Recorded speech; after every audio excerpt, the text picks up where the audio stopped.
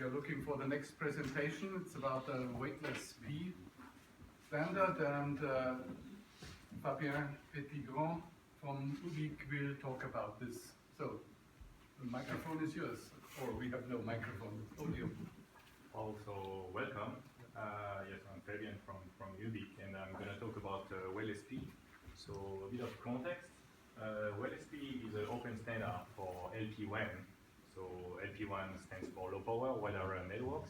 So, there are other technologies in that space. The most well-known would be Sigfox, LoRa. So, it's essentially to connect devices that have limited requirements in data transmission and that need to achieve long range of communication to reduce the cost. So, this contrasts with other wireless technologies, should it be short-range technologies or cellular technologies that typically cover medium range but higher data rates. And LP1 is really targeted at long-range communication but very low data rate. So when we say very low, it's kilobit per second at most.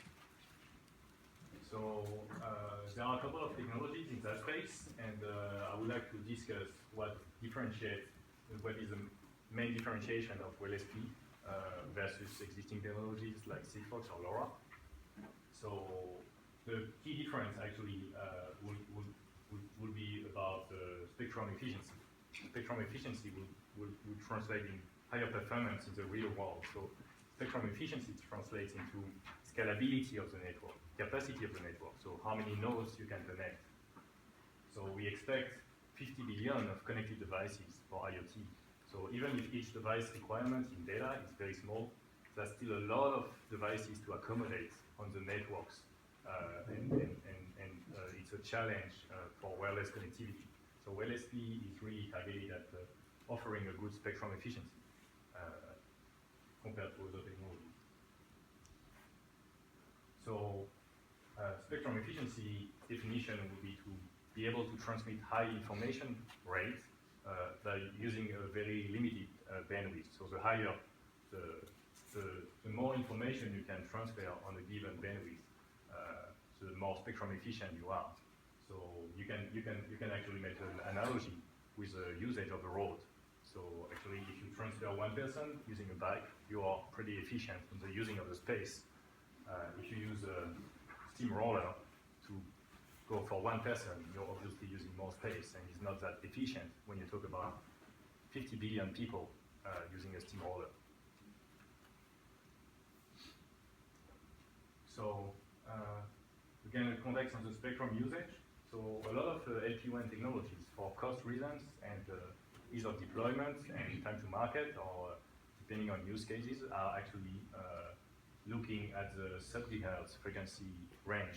A couple of reasons for that is that the spectrum of usable frequencies is pretty wide, because it starts from 0, obviously, to tens of gigahertz.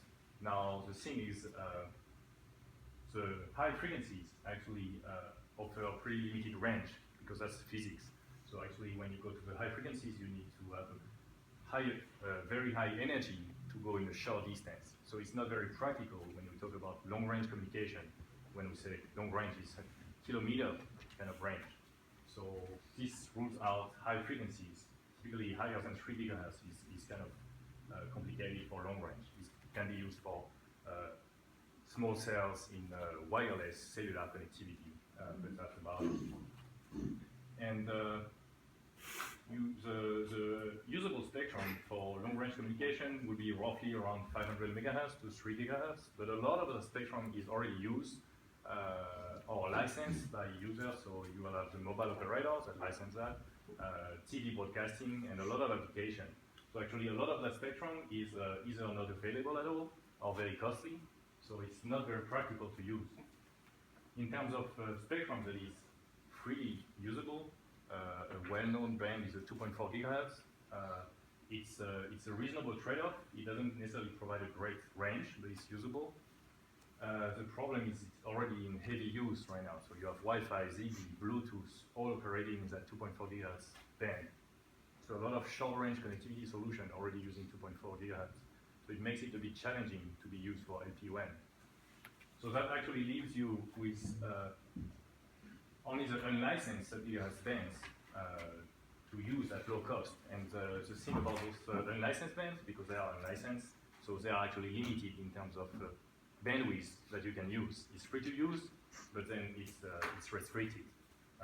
So you actually have to make a good use of that spectrum if you want to achieve the billion of devices connected that we are expecting to see.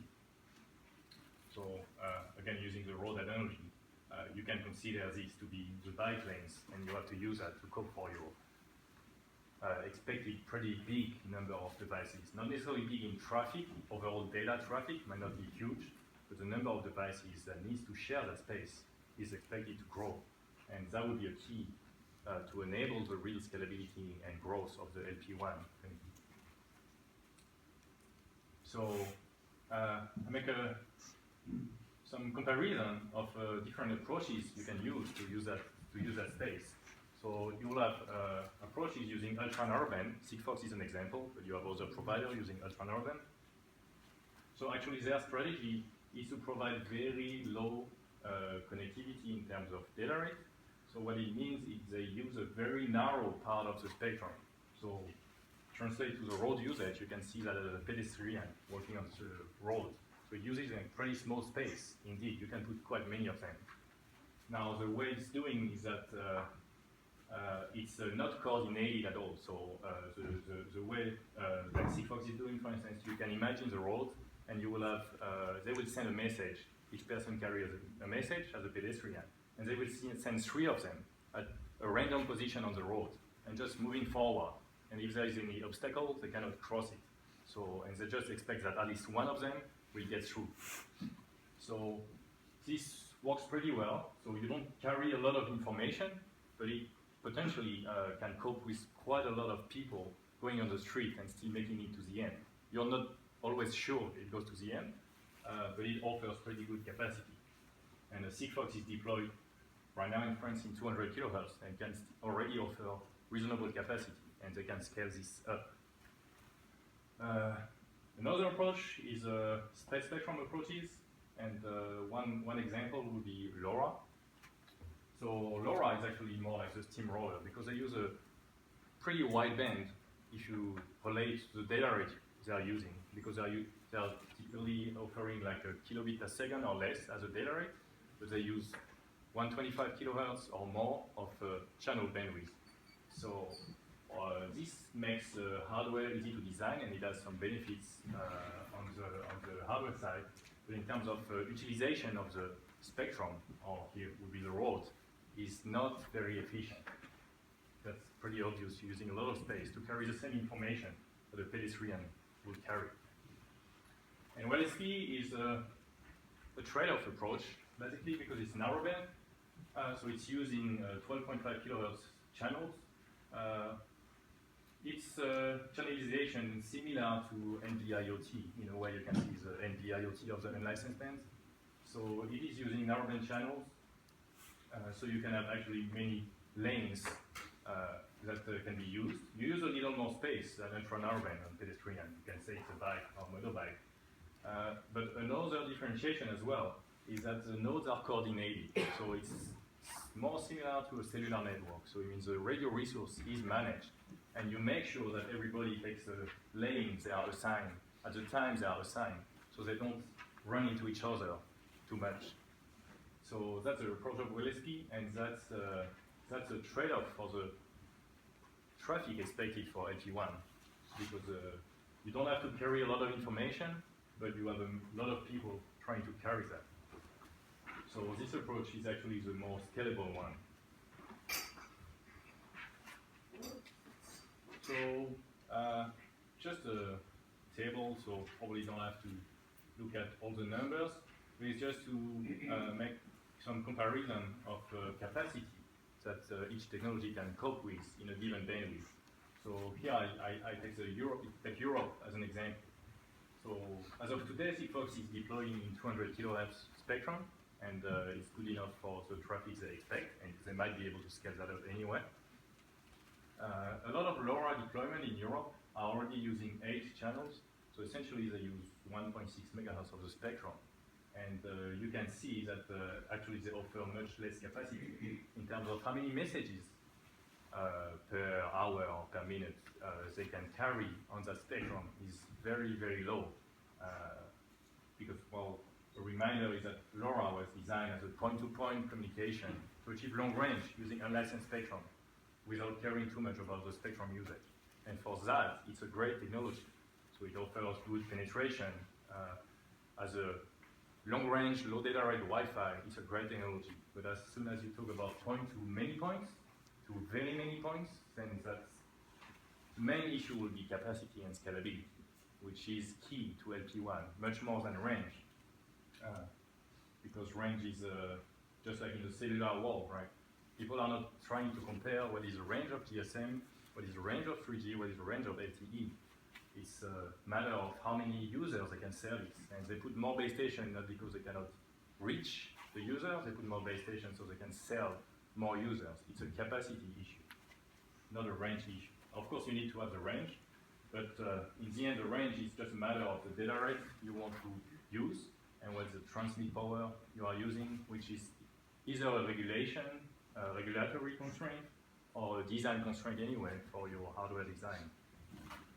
And so you can see from that table that Weightless-P compares very favorably to those technologies in terms of throughput it can achieve per kilohertz of spectrum usage.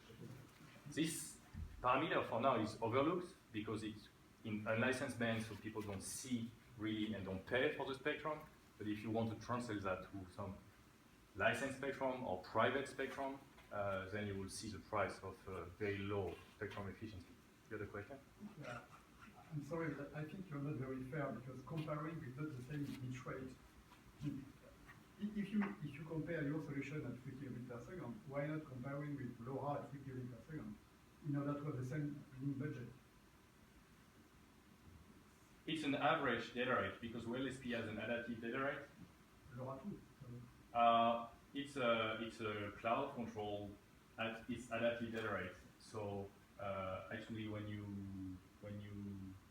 compare that to the effective data rate based on the urban HATA model that we end up with based on the adaptive data rate models. So it's actually not to compare data rate by data rate. It's for a real deployment. So Sigfox is a fixed data rate. So Sigfox is a fixed data rate. Weightless-P is the adaptive data rate. And LoRa has some adaptability of the data rate, but it's a very slow loop, so it makes it very hard to use. So,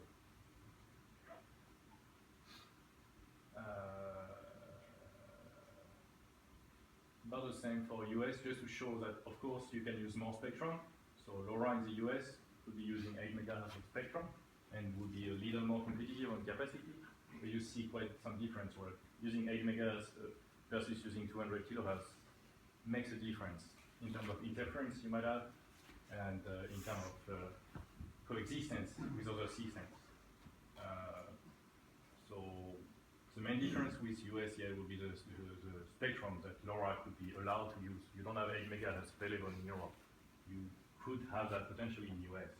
And then I keep Sigfox and Weightless-P as a fixed 200 kilohertz or 100 kilohertz spectrum because that's the kind of bandwidth that would be enough to support the IoT traffic we expect, provided you use ultra-narrowband or narrowband technologies, like all other alternatives, like NB-IoT, NB-LTE, NB-OFDMA, where all narrowband technologies for good reasons.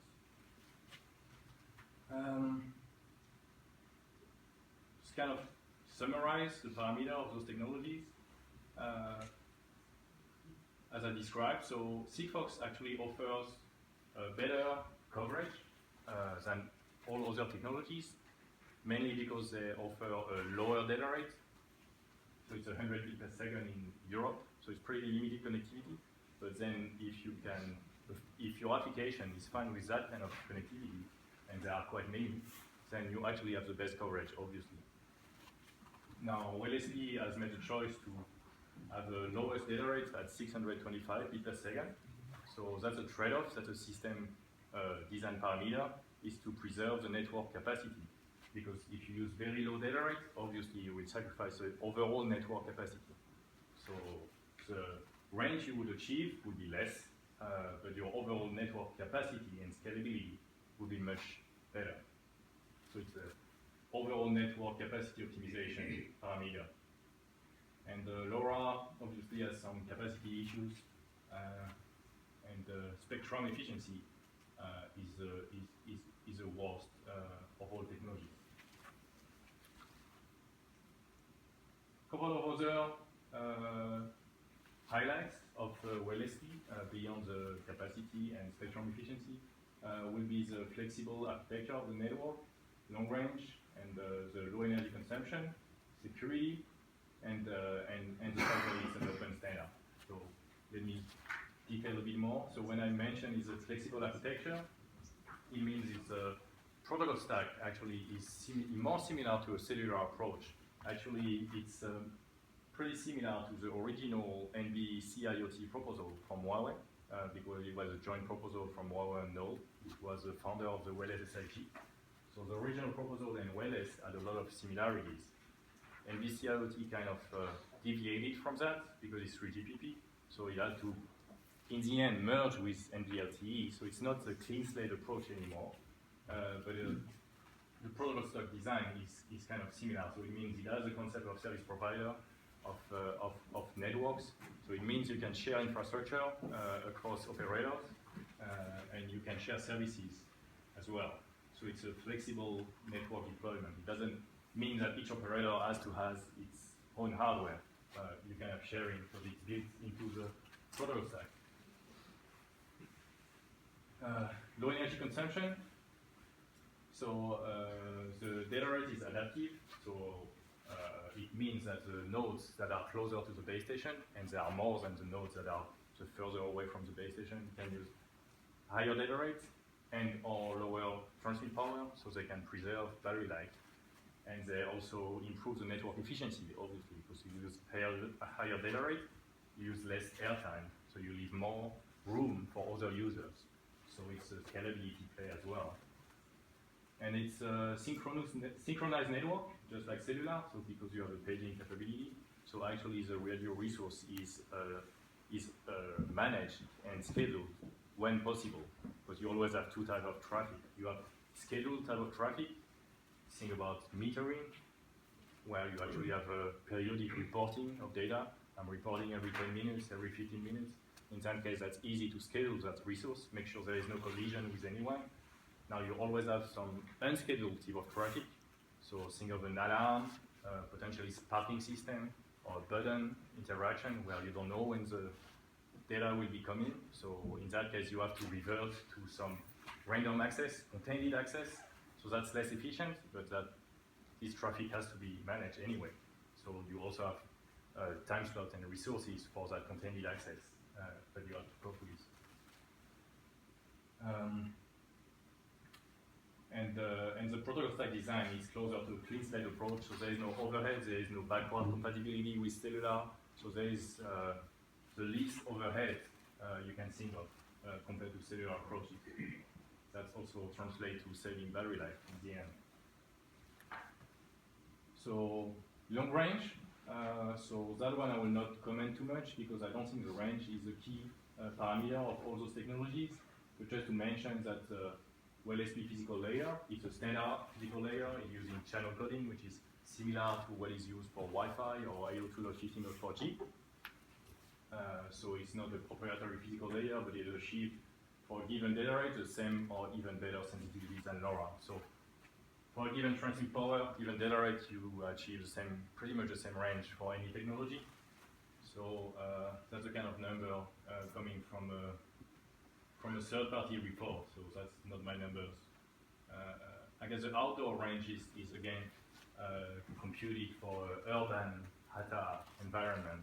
So it's a real propagation model that is used for cellular network planning as well, that is used in those calculations. So we did advertise Weightless-P to achieve 2 kilometer range under the assumption it's a urban environment, and that's pretty much the figures they came up with. So obviously that will translate to much longer range in ideal case, ideally in line of sight, or if you have a high base station in a countryside. But still the majority of the devices might be in dense populated area, and in that case, we're talking about, about 2 kilometer range. So high capacity and scalability, so I touched upon that already. So indeed, it handles both the scheduled and unscheduled traffic. It has roaming capability and cell selection and reselection. So even it's not targeted at high mobility devices. So you talk about slow mobility, typically vehicular speed in a city, say up to 50 kilometers per hour. But even in a static deployment, if your device is stationary anywhere, it might have to change the base station it's connected to, because the base station is going out of connection, or just because the radio channel is changing over time. Even your stationary is changing slowly, but it's changing. So it might, from time to time, have to change from one base station to another. So there is an efficient cell reselection scheme. So the data rate is adaptive as well, so that helps on the network capacity. Same for the power control, so you have two schemes, one is an open loop, and one is a closed loop power control. Narrowband operation, so it can be 12.5 kilohertz channels, or it can be bundled into 8 channels to 100 kilohertz, whether it's uplink or downlink. The modulation scheme is spectrally efficient as well, and it supports frequency hopping. That also helps for mitigate interference. Now it obviously depends what type of interference you're facing. If the interference is really wideband, frequency hopping won't help. But it also can enable frequency hopping, like in Europe, for instance. If you follow the frequency hopping rules, then you don't have duty cycle limitations. So if you have use cases where you really have higher traffic and you cannot accept the duty cycle limitations, then you might want to go with a deployment with frequency hopping. In that case, you don't have duty cycle issue even in Europe. So reliability and security. So as I mentioned, synchronous network, you have channel coding, you have both acknowledged and unacknowledged transport channels. So it depends on the application whether the data needs to be acknowledged or not. Obviously, acknowledgement is some traffic, and so you may not want to acknowledge every message. It supports some features that you won't find even in NB-IoT as it is in release 13. It might come later. Like a multicast, essentially means sending the same information to many nodes without having to send it one by one. And that's very useful in some cases, like the firmware upgrade. So if you have a fleet of devices which are the same kind, you want to upgrade the firmware, and your data rate is pretty low, you may not want to transmit one by one. So in that case, you want multicast, acknowledge multicast capability. So that's built into the Weightless-P product stack. And it might come on NB-IoT in release 14, we'll see. And in terms of security of the link, so there is a mutual authentication scheme, and it's future-proof in the sense that there is a basic cipher suite defined in the first version of the standard, but it can evolve because there is a cipher suite negotiation phase when you register to the network. So you might make that evolve, and because you can update your firmware over the air, you might make the security scheme evolve with time without having to change your complete hardware. So the basic cipher suite is based on pretty standard authentication scheme, and it's all based on the AES 128 as a core for authentication and ciphering. And last but not least is it's an open standard. So Weightless is a SIG, Special Interest Group. It's really on the model of the Bluetooth SIG. So actually some of the members of the SIG were involved in the Bluetooth SIG. So it's a frenzy licensing model, so it's royalty free. The members of the SIG can implement the technology without any IPR, without any patent royalties to pay. That's the same model as Bluetooth. So that's guaranteeing that the cost will go down with competition, but the technology will keep evolving, so it's future-proof, and that you will have interoperability between manufacturers because the SIG is also responsible for the certification, just like you have Bluetooth certification organized by the SIG.